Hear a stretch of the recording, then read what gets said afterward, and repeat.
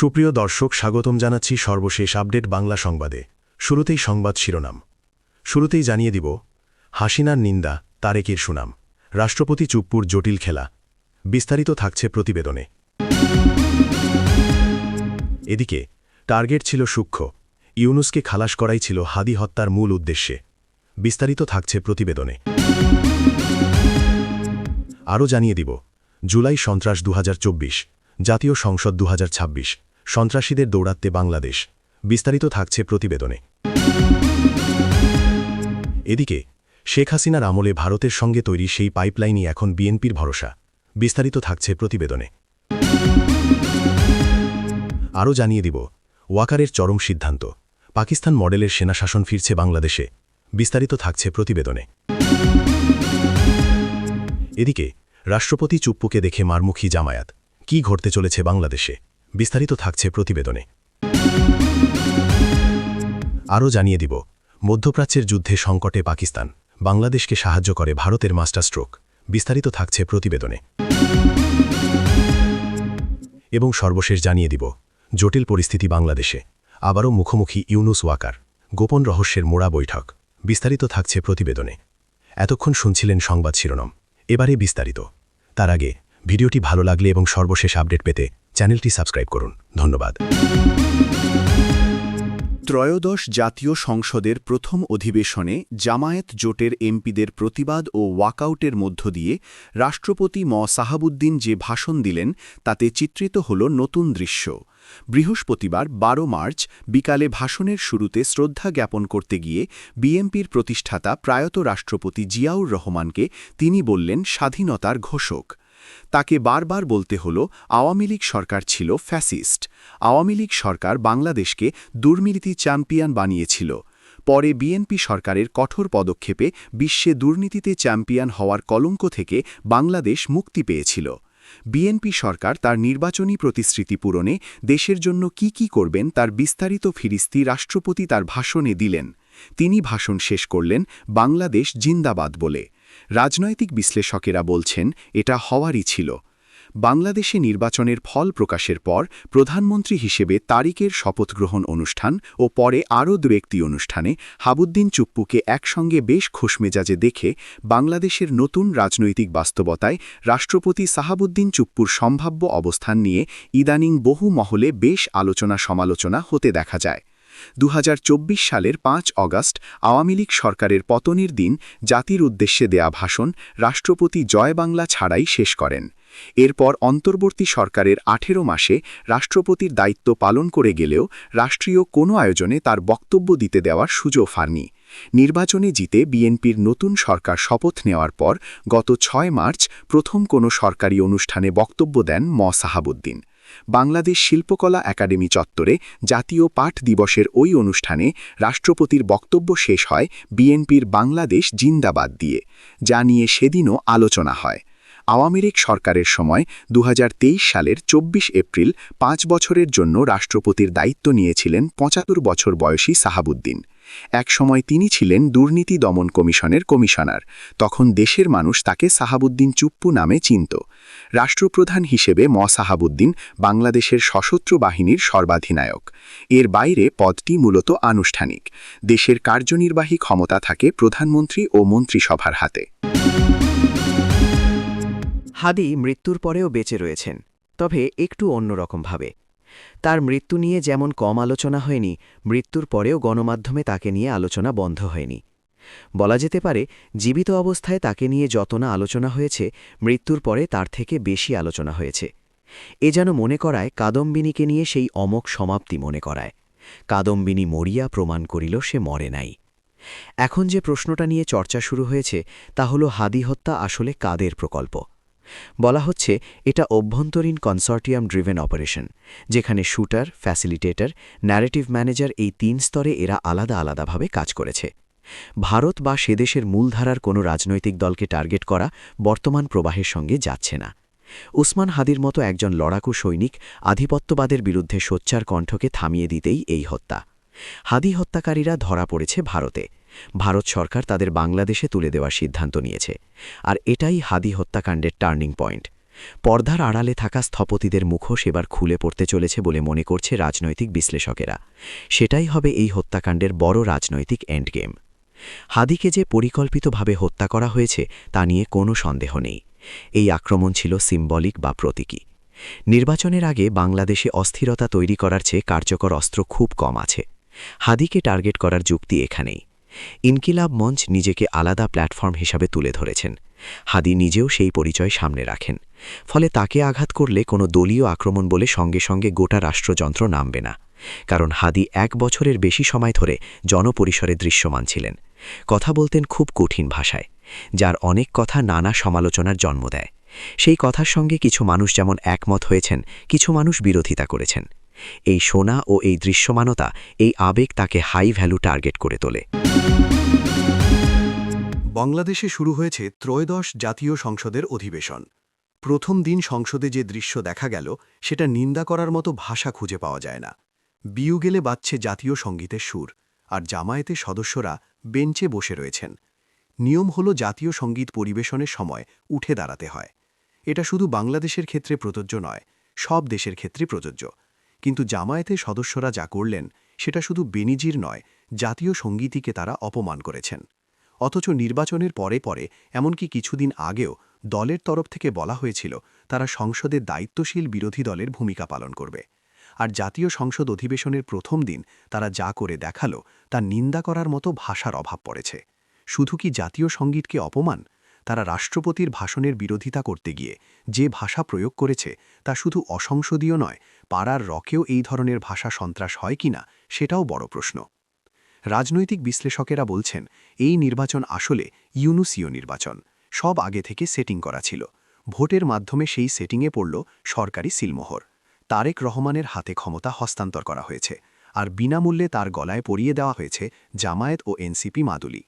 সংসদের প্রথম দিনের কার্যপ্রণালী দেখে রাজনৈতিক বিশ্লেষকদের অনেকেই বলছেন বিএনপি সরকারের প্রধানমন্ত্রীর প্রধান দায়িত্ব হবে জামায়াত আর এনসিপির এজেন্ডাকে বাস্তবায়িত করা। সংসদের প্রথম দিনটি বাংলাদেশের জাতীয় রাজনীতিতে একটি উল্লেখযোগ্য মোড় হিসাবে চিহ্নিত হয়ে থাকবে। বাংলাদেশের মানুষ তো বটেই, গোটা বিশ্ব দেখেছে সংসদে জামায়াত আর জুলাই জঙ্গিদের মাস্তানি। শুধু কি তাই, যুদ্ধপরাধীদের প্রতি শোক প্রস্তাব গ্রহণ কম লজ্জাজনক নয়। এটা দেশের ভবিষ্যতের জন্য মোটেই শুভ সংকেত নয়। এটা কোথায় গিয়ে থামবে তা সহজেই অনুমান করা যায়। অনেকে তো বলছেন নিরঙ্কুশ সংখ্যাগরিষ্ঠতা না পেয়ে জামায়াত সংসদে যদিও এই ধরনের আচরণ করতে পারে, তাহলে নিরঙ্কুশ সংখ্যাগরিষ্ঠতা পেলে হয়তো তারা সংসদ থেকে জাতীয় পতাকা নামিয়ে দলের পতাকা উত্তোলন করত। সংসদে জামায়াতের আচরণ একটি বিপজ্জনক পথের সূচনা, যা শুরু হয়েছিল 2024-এর জুলাই-অগাস্টের জঙ্গি আন্দোলনের মধ্যে দিয়ে। সংসদে সরকার পক্ষে যারা রয়েছে সেই বিএনপি যেমন মুক্তিযুদ্ধের বিরোধী, জামায়াত বিএনপিও মুক্তিযুদ্ধের বিরোধী। ফলে সংসদ এখন মুক্তিযুদ্ধের বিরোধী শক্তির দখলে। স্পিকারের আসনে যিনি বসেছেন তিনিও। স্পিকার নির্বাচিত হয়েছেন মেজর অবদ হাফিজউদ্দিন আহমেদ। তার পরিচয়টা জানিয়ে রাখা দরকার। তিনি মুক্তিযুদ্ধের বিরোধী এবং স্বাধীনতা বিরোধী রাজাকার। তিনি মৃত্যুদণ্ডে দণ্ডিত একজন আসামি। তার মতন একজনকে স্পিকার নির্বাচিত করার মধ্যে দিয়ে একটা বিষয় খুব স্পষ্ট হয়ে যাচ্ছে যে বাংলাদেশের জন্য আগামী দিনগুলি খুব একটা সুখকর হবে না। তবু এটাই বাস্তবতা। এখন মনে হচ্ছে জামায়াত নেতা এটিএম আজহারউদ্দিন ঠিকই বলেছেন। তিনি বলেছিলেন জুলাই আন্দোলন না হলে তিনি মুক্তি পেতেন না। 12 নির্বাচনে অংশ নেওয়ার তার পক্ষে সম্ভব হতো না। তিনি নির্বাচনে প্রতিদ্বন্দ্বিতা করে জয়ী হয়েছেন। এখন তিনি বাংলাদেশের জাতীয় সংসদের সদস্য। সুতরাং জাতীয় সংসদের যে আদর্শগত চরিত্র বদলে গিয়েছে তা নিয়ে কোনো সন্দেহ নেই। জুলাই সন্ত্রাসের বড় আউটকাম এটাই। তবে জামায়াত বা এনসিপি জুলাই আন্দোলনে সন্ত্রাস বলতে কুণ্ঠাবোধ করেন। তাদের কাছে এটা জনগণের স্বতঃস্ফূর্ত আন্দোলন। এই সংসদ প্রতিষ্ঠা হয়েছে তুমি কে আমি কে, রাজাকার রাজাকার এই স্লোগানের ওপর ভর করে। জুলাই যোদ্ধারা সবাই নিজেদের রাজাকার পরিচয় দিয়ে আন্দোলনকে এগিয়ে নিয়ে গিয়েছে। আজ সংসদে তাদের প্রতিনিধিত্ব করছে জামায়াত আর কয়েকজন জুলাই সন্ত্রাসী। রাজনীতিতে শেষ কথা বলে কিছু নেই, এই প্রবাদটি যেন আরও একবার সত্য হল ভারত-বাংলাদেশ মৈত্রী পাইপলাইনের ক্ষেত্রে। শেখ হাসিনা সরকারের আমলে যে পাইপলাইনকে দেশের স্বার্থ বিকিয়ে দেওয়ার প্রকল্প হিসেবে কঠোর সমালোচনা করেছিল তৎকালীন বিরোধী দলগুলো, আজ সেই একই পাইপলাইন ব্যবহার করে জ্বালানি সংকট মোকাবিলার পথে হাঁটছে বর্তমান প্রশাসন। 2023 সালে যখন শিলিগুড়ি থেকে পার্বতীপুর পর্যন্ত এই 131.5 কিলোমিটার দীর্ঘ ডিজেল পাইপলাইনটি উদ্বোধন করা হয়, তখন বিএনপি ও সমমনা দলগুলোর পক্ষ থেকে একে একতরফা স্বার্থরক্ষার চুক্তি হিসেবে বর্ণনা করা হয়েছিল। এমনকি রাজপথের সভা সমাবেশে একে ভারতের ওপর বাংলাদেশের জ্বালানি সার্বভৌমত্ব সঁপে দেওয়ার শামিল বলে আক্রমণ করা হয়েছিল। তবে 2024-এর রাজনৈতিক পটপরিবর্তনের পর চিত্রটি বদলে গেছে। বিএনপি নেতৃত্বাধীন বর্তমান সরকার এখন বাস্তবমুখী নীতির কথা বলছেন। বিশ্ববাজারে তেলের উচ্চ মূল্য এবং মধ্যপ্রাচ্যের অস্থিরতা, যেমন বর্তমান ইরান যুদ্ধ পরিস্থিতির কারণে ভারত থেকে পাইপলাইনে দ্রুত ও সস্তায় তেল আনাকেই এখন সবচেয়ে নিরাপদ বিকল্প হিসেবে দেখা হচ্ছে। বাংলাদেশের সেনাপ্রধান ওয়াকার ফেব্রুয়ারির মাঝামাঝি সময়ে বলেছিলেন, নবনির্বাচিত সরকার শপথ নেওয়ার পরে পরে সেনাবাহিনী ফিরে যাবে। সেই সঙ্গে তিনি এও বলেন, পুলিশ পুরোপুরি আইনশৃঙ্খলা পরিস্থিতির নিয়ন্ত্রণ না নেওয়া পর্যন্ত সেনাবাহিনী থাকবে সহায়তামূলক ভূমিকায়। নতুন সরকারের বয়স 1 মাস হতে চলেছে, অথচ সেনাবাহিনী এখনও ব্যারাকে ফিরে যায়নি। এই অবস্থায় গুঞ্জন তৈরি হয়েছে অপারেশন ক্লিন হার্ট 2 শুরু করতে চলেছে সরকার।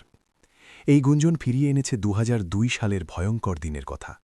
ক্ষমতায় সেই সময় বেগম জিয়া। আইনশৃঙ্খলা পরিস্থিতির চরম অবনতি, মানুষের মনে ক্ষোভ আর চূড়ান্ত হতাশা। ঢাকার রাস্তায় একের পর এক ওয়ার্ড কমিশনারকে লক্ষ্য করে চলে গুলি। এছাড়া অসাধারণ হারে বাড়তে থাকে হত্যা ও ডাকাতিসহ নানা ধরনের অসামাজিক কার্যকলাপ। জিয়া সরকার কার্যত বেসামাল হয়ে পড়ে। অভিযোগ ওঠে, বিএনপি ক্ষমতায় আসার পর ঢাকা সিটি কর্পোরেশনের নির্বাচনে যেসব ওয়ার্ড কমিশনারকে বিএনপি থেকে মনোনীত করা হয়েছিল, তাদের অধিকাংশই ছিলেন তালিকাভুক্ত সন্ত্রাসী।